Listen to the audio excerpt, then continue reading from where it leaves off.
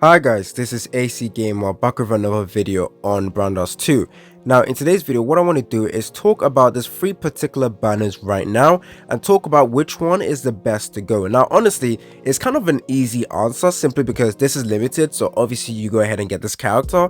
However, if you don't want this character and you're thinking, okay, who is just the best in terms of skills and utility, who is the best to go for, well, this video is hopefully going to help you guys decide which character to go for. Now this banner is going away in a couple of days, and this banner is going away on the 31st. So the last banner is going away on the 31st, this one's going away on the 31st as well. I believe this one's going away on the 7th of September. That is cool. So we have these two banners going away at the same time, and then we have this one lasting for a little bit longer as well. So let's talk about it. Hopefully you guys enjoyed this video. Stay tuned for more content on Brawl Stars 2. If you guys don't want to miss out on future content on the game, make sure you are subscribed, make sure that post notification is on. And if you guys enjoyed this video, then hey, go ahead and click the like button. You guys are absolutely fantastic. We have gotten to 13k subscribers. You guys are absolutely amazing.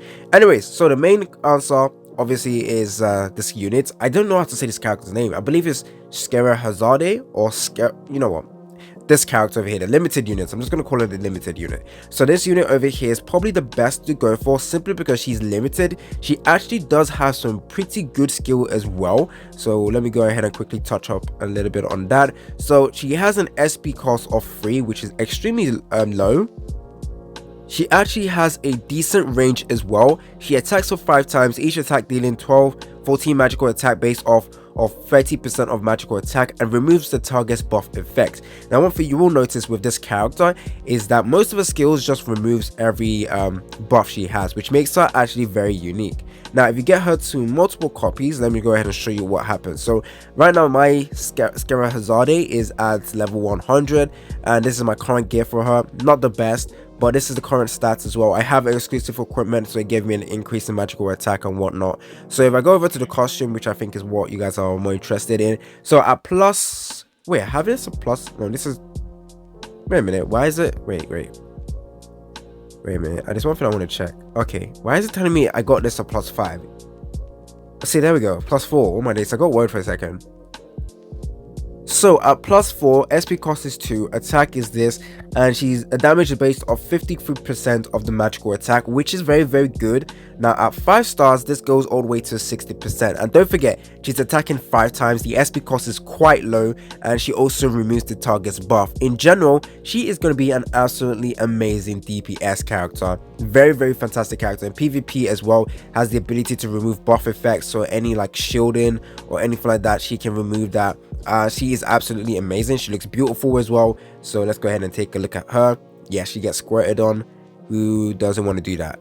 Anyways, let's move over to the next character, which is Angelica, which I do think is the second best option to go for instead of Sylvia. So Angelica, she only has one costume, which is a little bad for her because the other characters in here have multiple costumes, but Angelica over here has pretty good skills in my opinion. So let's go ahead and see what she can actually do. So her SP cost is kind of high at 5, so you definitely want to try and get her to plus 3 just to go ahead and reduce the SP cost from 5 to 4. So with that, you get to decrease incoming damage by 75% for 2 turns, and attacks 3 times, each attack based off of 15% of the target's max HP. Now in this game, the maximum amount of damage you can do based on HP, I believe is like 10,000. So to actually bypass that limit, what you need to do is essentially have this character to crit. Once you crit with this character, the damage is actually very good. So in terms of building this unit, crit rate and crit damage is the way to go. Now as you get multiple copies for her, I actually forgotten what happens with her. I do believe the decreased incoming damage by 75% remains even all the way to plus 5. It just remains at 75%, but the damage based off of the target's HP is increased from 15%, I believe, all the way to 45%, and it attacks for 3 times. Is it 45%? I think it is 45%. So if I'm wrong, I should hopefully have a screenshot to tell you guys the correct amount, but it attacks 3 times and each attack deals 15%. So 15 times 3 right now, that is 45%. However, if you also get multiple copies for this, and then you have the crit rate and crit damage, the damage she can deal is going to be absolutely insane. Now another plus with this character is the fact that the attack radius is insane. I actually do like this. This is a positive for me. The attack range is very, very good. So in general, I do think she's one of the best DPS to go for. Also, she can actually do a little bit of like defense role as well with the decreased incoming damage. Now I currently do not have this character, so I don't know actually what her stats is like, but I do think out of all the characters here, she does have the higher potential to deal more damage, because it's scaling off of the HP, making it seem like she's more future proof than most of the characters in here. Because if you're scaling it off the enemy's HP and you can crit, you can have the crit damage as well, then roughly her damage will always be consistent. Whereas with other characters, it's not going to be consistent throughout the game. Obviously future characters will get more tanky and they have more HP, so the damage you can do is limited with her. However, with her, it's scaling off the HP, you also have the crit and crit damage. That scaling of damage is a lot more. So with her, you also want to get her weapon. So that's the thing, you want her weapon with her. That's an also important thing, simply because sorry, let's go over to the weapon. The weapon increases a crit damage by 90%. So focus on crit rate, crit damage, get the weapon, you are gonna have an amazing character right here. So in my opinion, I do like this character a lot more, a little bit more than Scherazade even. But since Scherazade is a limited character, in the future she will get added into the standard banner, and she'll get added into like the shop as well, Powder of Hope shop as well. Actually, there's one thing I want to check right now, because so as you can see right now with my draws, I have 198, which means in the next reset I will be able to get to 200. Like I said, I'm only one copy away from getting her to +5. So I don't actually know if I want to do that actually. So let me go ahead and see what happens when I get her to +5 again. Sorry. So, or I can go ahead and get Angelica when she gets added into the standard banner, because I don't think I will be able to pull Angelica before her banner goes away.